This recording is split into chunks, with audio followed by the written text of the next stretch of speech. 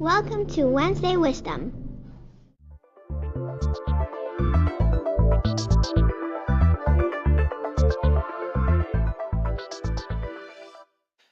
Good morning. This is Jos Visser, the author of Wednesday Wisdom. And before we get to this week's article, I would like to again apologize for the crappy quality of this video and podcast because I am in a hotel room somewhere in the Netherlands and not in the well-appointed studio that I normally use. With that out of the way, here is this week's article, and it's called All Communication is Strategic. Some years ago, I gave a talk to my then non-engineering colleagues on how to communicate with engineers. This was prompted by the frequent misunderstandings that were on full display on our office's MISC mailing list, where matters of great importance were discussed, such as whether it was compulsory to wear shoes in the office or whether, all things considered, engineers could be asked to bring their dirty dishes to the nearest micro-kitchen. One of the contributors to that last thread argued that, given the difference in hourly wages, it was cheaper for our employer to hire a few catering staffers than to require highly paid software engineers to carry their dirty dishes around, thereby wasting valuable time that they could spend coding. To be honest, I was a bit at a loss on how to respond to that line of thinking, but one of my colleagues had the right answer and responded that the time you spend carrying your dishes back to the micro-kitchen should be chalked down as an exercise in being human. Some of these threads got completely out of hand, with many engineers wondering why everyone else was stupid and many non-engineers wondering why engineers were such assholes. In my talk, I framed the communication problem between engineers and non-engineers as one of a mismatch between output filters and input filters. In the model I proposed, or actually borrowed from somewhere else, engineers have an input filter but no output filter. This means that they're liable to say whatever comes to their minds, regardless of whether it is inappropriate, offensive, or culturally insensitive. For instance, in the "Should you wear shoes in the office" thread, one of the engineers contributed that he thought it was okay for his female colleagues to take off their shoes during lunch because, and here follows a literal quote, feet. With the input filter in place, if an engineer talks to another engineer, any inappropriate, unnecessary, or irrelevant content gets filtered out by the filter on the receiving end. Non-engineers, on the other hand, by and large have an output filter, but no input filter. When a non-engineer talks to another non-engineer, any inappropriate content gets filtered out on the sending end. So what comes out is a sanitized output stream. If two non-engineers talk to each other, the lack of an input filter is not noticeable because the communication stream is already cleaned up by the output filter. No harm done. Things go horribly wrong when an engineer talks to a non-engineer. The absence of an output filter on the sending end and the lack of an input filter on the receiving end can cause significant problems because the unsanitized output stream is processed unmodified by the receiver, possibly leading to the receiver being upset by inappropriate content. Why are they saying that? Answer: because it's true, or could be true, or might be funny, or just because. On the reverse channel, when a non-engineer talks to an engineer, there is double filtering going on. The output filtering leads to a sanitized input stream that is often badly understood by the receiver, who is fully expecting an unfiltered and unsanitized input stream. What are they saying? What is this politically correct bullshit? This is of course an overly simplified model with a slightly humorous twist, but it has definitely helped me explain why engineers can seem so rude and why it is so hard to get non-engineers say what they mean. Another mistake that non-engineers often make is that they wrap subjective opinions into seemingly objective explanations. In the classic "Should you wear shoes in the office" thread I referred to above, the first thing that the non-engineer said is that wearing shoes in the office is a legal requirement. That is the dumbest possible answer, unless you're a lawyer and you have the law ready. Because what is the first thing that an engineer will say? Show me the law.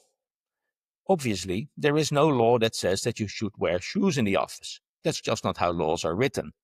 They might say that it is the responsibility of the employer to keep the working environment safe and hygienic, but that leads to additional discussions on what that means and how that requirement should be interpreted. If you have no authoritative case law ready to go, you have a debate. One of the non-engineers made the point that bare feet were dirty and hence unhygienic. An engineer countered by stating that they showered in the morning and that then their clean feet went into clean socks and then into shoes. When these feet came out of these socks and shoes in the office, they were still in that clean post-shower state. Much cleaner, in fact, than the shoes of their colleagues who had been walking around outside and stepping in dog poop, etc. It is not feet that are unhygienic, it's shoes. The non-engineers in this thread did not give up and then said it was an insurance requirement. Can you guess the response? Show me the insurance policy, which was of course equally vague. To be honest, I cannot quite remember if the insurance policy was produced or not, but I'm pretty certain that if it was, it would not be very helpful. It might say things about wearing reinforced boots on construction sites, but I cannot imagine that wearing shoes in pristine big tech offices was much on the insurance people's minds, seeing as that probably does not produce many claims. Non-engineers typically forget that a lot of engineers, myself included, are in a discussion to win it, regardless of their own thoughts and opinions. Being contrarian is probably one of my worst character traits because I will just disagree with everyone and everything on principle and then try to make the argument against better knowledge, as we say in Dutch. Often, when Mrs. Wednesday Wisdom accuses me of being contrarian, I obviously respond with, "No, I'm not." Hilarious though it was, that whole bare feet in the office discussion went nowhere because people failed to make the obvious, true, and therefore irrefutable argument. I think your bare feet are gross and I don't want to see him in the office. You might disagree with this, and you might think that I'm stupid, but it's a great argument that's based in truth and not some post hoc rationalization or vague appeal to external authority. Engineers might still think you're stupid, but they cannot beat this argument. The non-engineers in the thread couldn't get themselves to admit this simple truth because output filter. This brings me to a deeper argument, and something that many engineers do wrong when communicating, and that is making sure that all communication is strategic. Just saying whatever comes up in your head, even though it might be funny, is often counterproductive. I should know, because I spent decades saying more or less what came up in my head and trying to be funny, and this has hurt my career to no end. This wisdom goes back to an earlier article I wrote on politics, where I made the point that nobody is an island and that in order to get anything done, you need to engage in company politics, because that is the process through which compromises are made and through which scarce resources are allocated. One reader commented on that article and asked, "What constitutes a political action at a software company? What political actions are available to me? Your anecdotes are acutely interesting, but broadly I'm unsure how to apply their lessons." Fair question. Great question. Complicated question too. But here's the start of an answer. In order to get anything done, you need to broadcast a consistent message that is targeted to the audience and that can be easily understood by all. This means that whenever you communicate, make sure that you know what it is that you're trying to achieve and say and write exactly what needs to be said and written to make that happen. Definitely not more, but also definitely not less. Modern companies are messy bags of competing interests, many of which are part of a zero-sum game. For instance, once the CFO determines the room for headcount growth, which teams get some of that and which teams don't is determined through negotiations. The outcome of these negotiations is determined to a large extent by the perceptions people have of the need and importance of particular work. If you are sitting in a corner doing good and important work, but you don't tell anyone about it, you shouldn't be surprised that nobody knows and consequently that work might not be adequately funded.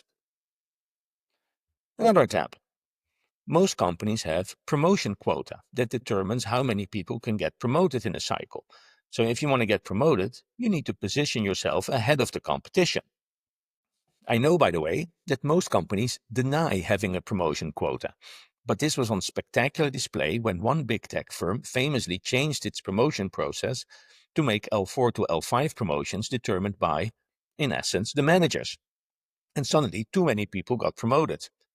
Once the numbers came in, extremely upper management cancelled all the promotion decisions and told everyone to redo it all, and here were some targets to keep in mind. If you want to be promoted, you need to figure out who the competition is and seed the right perceptions about you and your work in all the right places. Oh, and then final example. If there's an exciting new team starting, but it has not yet been determined in which office that team is going to be, a process of negotiation will determine the outcome based on perception of things like where the company can hire, whether there's a TL ready to start working on this project, and if there is synergy with work that's already being done there. With careful, timely, and above all, strategic communication, you can influence these perceptions and help shape an outcome that is favorable to you. There are those who will say that this sort of communication is manipulation, and they're not entirely wrong. But what is the alternative? Hoping that the parties who make these decisions do a fair and equitable job and then wait for the right outcome to happen? That doesn't seem very productive and not a great way to ensure that your favorite outcome wins. Spanish speakers have figured this out, seeing as the Spanish verb esperar means both to hope and to wait, thereby beautifully expressing the intrinsic link between these two concepts.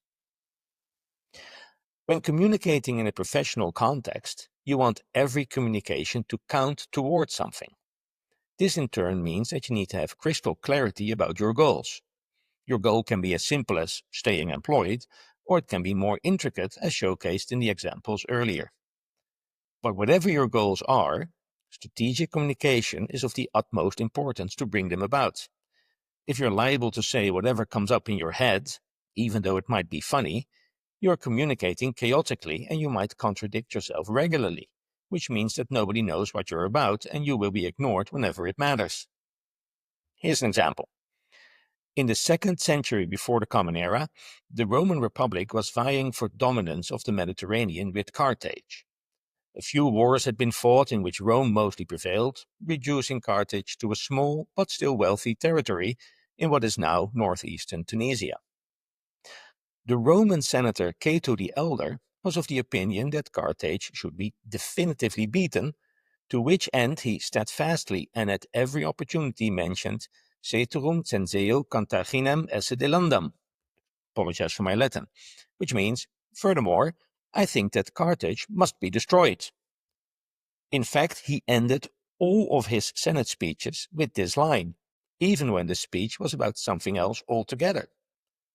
Finally, in 146 BCE, Carthage was razed by the Romans and its entire remaining population was sold into slavery. That's the strength of strategic communication. The worst thing you can do is communicate carelessly, because by doing so you are giving off mixed signals. If you communicate without a plan, then it should be no surprise that your non-existent plan does not come to fruition.